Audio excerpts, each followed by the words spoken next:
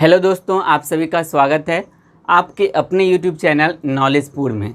जैसा कि आप सभी को पता है कि अब आप लोग नॉलेजपुर चैनल के माध्यम से 10वीं के सभी सब्जेक्ट की तैयारी कर सकते हैं, वह भी बेहतरीन तरीके से।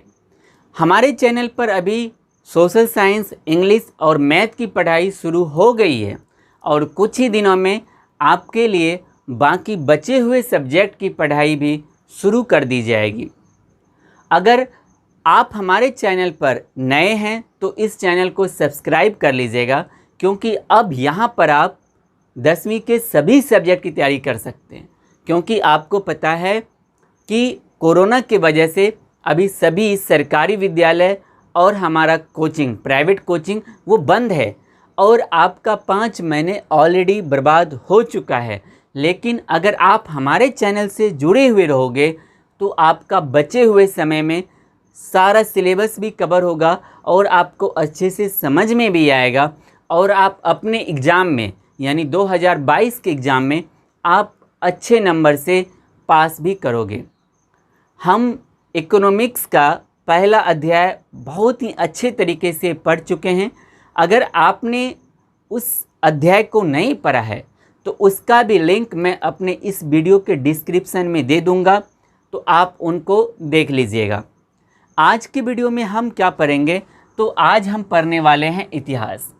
तो ये क्या है, तो भाई हम लोग अभी पढ़ रहे हैं 10वीं की कक्षा को, यानी क्लास 10th। कौन सा सब्जेक्ट, तो सोशल साइंस। कौन सा, सोशल साइंस। और सोशल साइंस में आज हम पढ़ेंगे हिस्ट्री। क्या पढ़ने वाले हैं, हिस्ट्री यानी इतिहास हम पढ़ेंगे। और इनका यह पार्ट 1 है, यानी पहला ही वीडियो है, ठीक है। तो इसमें इतिहास में ना कुल अध्याय कितने, 8 अध्याय हैं। कितने, 8 अध्याय को हम बारीकी से देखेंगे। हो सकता है आपको एक अध्याय समझ में नहीं आए थोड़ा, वो है पहला, ये क्योंकि लेंदी है और ये यूरोप के बारे में है तो थोड़ा हमारे दिमाग से पढ़े जा सकता है। लेकिन इनके बाद जितने भी आएंगे वो हमेशा आपके टंग पे रहेगा और आप किसी को भी राह चलते हुए समझा दीजिएगा, ये मेरी गारंटी है। तो इसमें सबसे पहला प्रश्न बनता है, बेसिक क्वेश्चन यही बनता है कि ये सर जो इतिहास जो किताब है ना, ये है क्या और हम इसमें क्या पढ़ने वाले हैं। तो आप क्या बोलोगे, इतिहास में हम क्या पढ़ेंगे, तो सर हम इतिहास में पढ़ने वाले हैं या इतिहास एक ऐसा किताब है जो हमें मौका देता है अध्ययन करने का बीती हुई बातों का, यानी कोई ऐसा काम जो आज से कई साल पहले समाप्त हो चुका है, उनके बारे में अध्ययन हम जिस किताब में करेंगे उसी किताब को हम इतिहास कहेंगे। यानी हम इनको एक वाक्य में यह भी कह सकते हैं कि जिस बुक में या जिस किताब में हम बीती हुई बातों का अध्ययन करते हैं, जिस किताब में हम बीती हुई बातों का अध्ययन करते हैं, वही किताब इतिहास कहलाता है। वही किताब क्या कहलाता है, इतिहास कहलाता है। मुझे उम्मीद है आपको यह समझ में आ गया होगा।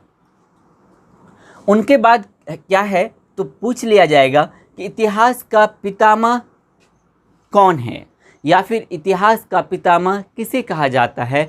तो आप क्या बोलिएगा, हेरोडोटस। क्या बोलिएगा, हेरोडोटस। किनको कहा जाता है, हेरोडोटस को कहा जाता है।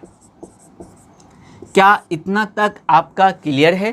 तो चलिए हम लोग पढ़ने वाले हैं, आज शुरुआत करेंगे अध्याय प्रथम का और हमारा पहला अध्याय है कौन सा, यूरोप में राष्ट्रवाद।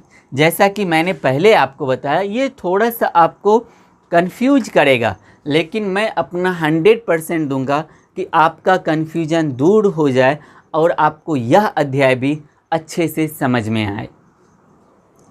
तो यूरोप में राष्ट्रवाद, तो यूरोप में हम राष्ट्रवाद पढ़ने वाले हैं। यानी ये जो एक यूरोप जो कॉन्टिनेंट है, यूरोप महाद्वीप जो है, उसमें कैसे कैसे वहाँ के देशों में राष्ट्रवाद शुरू हुआ, राष्ट्रवाद की भावना वहाँ के देशवासियों में जागृत हुआ, हम उनके बारे में पढ़ने वाले हैं।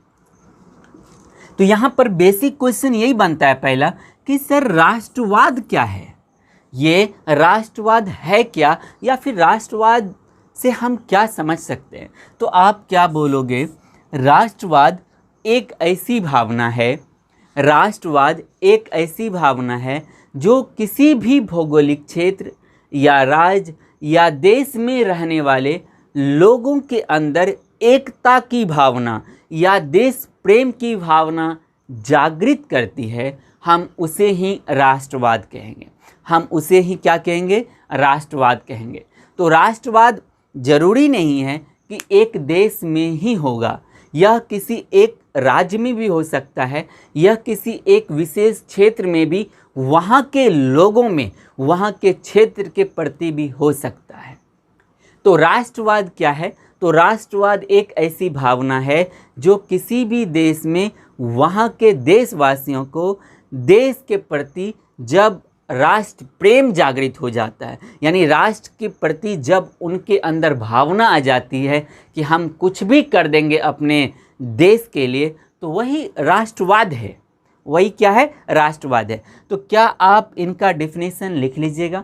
राष्ट्रवाद क्या है? तो राष्ट्रवाद एक ऐसी भावना है जो किसी भी क्षेत्र, राज्य या देश में वहाँ के लोगों के मन में देश के प्रति जागृत होता है, उसी को हम क्या कहेंगे? राष्ट्रवाद कहेंगे। उसी को हम क्या कहेंगे? राष्ट्रवाद कहेंगे। तो यहाँ पे कोई भी एक विशेष क्षेत्र हो सकता है, विशेष क्षेत्र हो सकता है, या फिर राज्य भी हो सकता है, या भी देश हो सकता है। तो इसमें क्या होगा? तो वहाँ के लोगों में, यानी वहाँ के लोगों में क्या होगा? देश प्रेम की भावना, देश प्रेम की भावना जब जागृत हो जाएगी ना, देश प्रेम की भावना, तो हम उसी को कहेंगे राष्ट्रवाद। देश प्रेम की भावना जागृत होना ही क्या कहलाता है? राष्ट्रवाद कहलाता है। क्या आपको यह समझ में आया? अगर राष्ट्रवाद, यानी हम पूरे देश की बात कर रहे हैं, तो अगर किसी भी देश में वहाँ के देशवासियों को या वहाँ के नागरिकों के अंदर अगर देश प्रेम की भावना जागृत हो जाए, तो हम उसे ही क्या कहेंगे? राष्ट्रवाद कहेंगे। क्या यह आपको याद हो गया और समझ में भी आ गया? अगर समझ में आ गया तो ये बहुत ही अच्छी बात है। तो चलिए इनके बाद हम और देखते हैं कि हम इस अध्याय में, यानी यूरोप में राष्ट्रवाद, यानी पहले अध्याय में किन सब चीज़ों का अध्ययन करेंगे, उनको पहले एक बार हम समझ लेते हैं।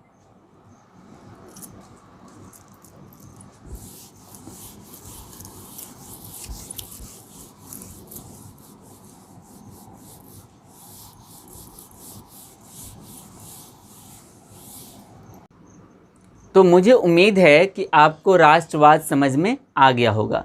इनका आप परिभाषा क्या लिखोगे? तो आप लिखोगे राष्ट्रवाद एक ऐसी भावना है जो कुछ विशेष भौगोलिक क्षेत्र, राज्य या देश में रहने वाले लोगों में एकता की भावना जागृत करता है, या फिर देश प्रेम की भावना जागृत करता है, वही राष्ट्रवाद है। ठीक है, इनसे आगे देखिए हम क्या पढ़ने वाले हैं। तो इनसे आगे हम इस अध्याय में पढ़ेंगे राष्ट्रवाद का बीजारोपण।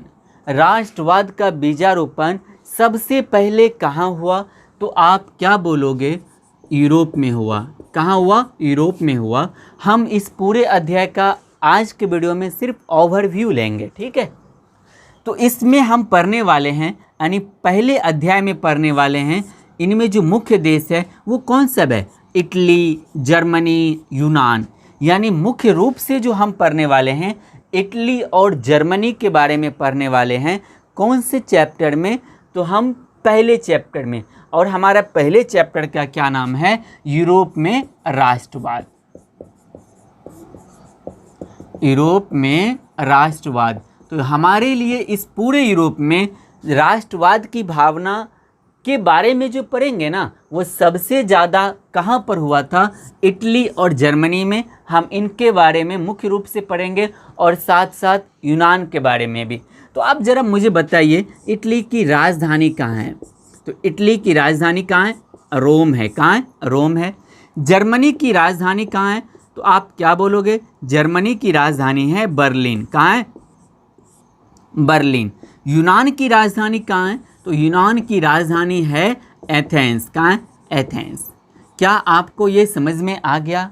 हम इसमें अध्याय में और क्या पढ़ने वाले हैं, तो हम मुख्य क्रांति देखेंगे। मुख्य क्रांति में सबसे ज़्यादा जो बड़ी क्रांति थी वो थी जुलाई 1830 ईस्वी की क्रांति।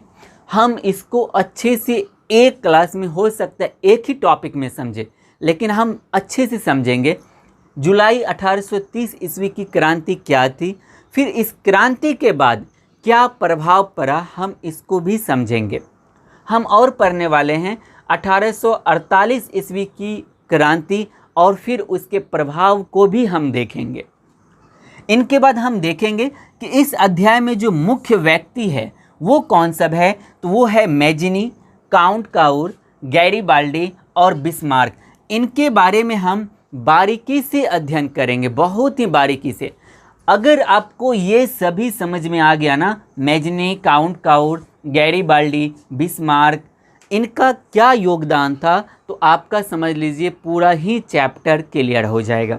इनके बाद इसमें कुछ और देश हैं जैसे हंगरी, पोलैंड। अच्छा बताइए हंगरी का राजधानी कहाँ है, तो आप क्या बोलिएगा, हंगरी का राजधानी है बुडापेस्ट। हंगरी का राजधानी कहाँ है, बुडापेस्ट। और पोलैंड का राजधानी कहाँ है, तो वर्साय। कहाँ है, आप क्या बोलिएगा, वर्साय नहीं, वर्सा, क्योंकि वर्साय जो है ऑस्ट्रिया की राजधानी, हाँ नहीं पोलैंड का ही हो जाएगा वर्साय। कभी कभी इनको हम प्रोनाउंसिएशन वर्साय भी करते हैं। तो हम मुख्य रूप से क्या आपको समझ में आ गया कि पहले अध्याय में क्या सब पढ़ने वाले हैं। तो पहले अध्याय में हमारा पूरा फोकस जो होगा वो होगा इटली, जर्मनी और यूनान पर। इनके बाद हम ध्यान हमारा और ज़्यादा सबसे ज़्यादा ज़रूरी कहाँ रहेगा, जहाँ से प्रश्न भी बनता है, वो है जुलाई 1830 ईस्वी की क्रांति और उसके प्रभाव, 1848 ईस्वी की क्रांति उसके प्रभाव, इनके बारे में देखेंगे। उनके बाद हमारे लिए सबसे ज़्यादा जो VVI है पहले अध्याय में वह है मैजिनी, काउंट काउर, गैरीबाल्डी और बिस्मार्क। अगर सिर्फ इतना हमें समझ में आ गया तो ये पूरा अध्याय हमारे लिए हलवा हो जाएगा, पूरा समझ में आएगा और आपको समझाने की जिम्मेदारी मेरी है। तो अगले वीडियो में हम इन सभी चीज़ों को बारीकी से देखेंगे। आज के वीडियो में बस इतना ही, मिलेंगे अगले वीडियो में, तब तक के लिए जय हिंद, जय भारत।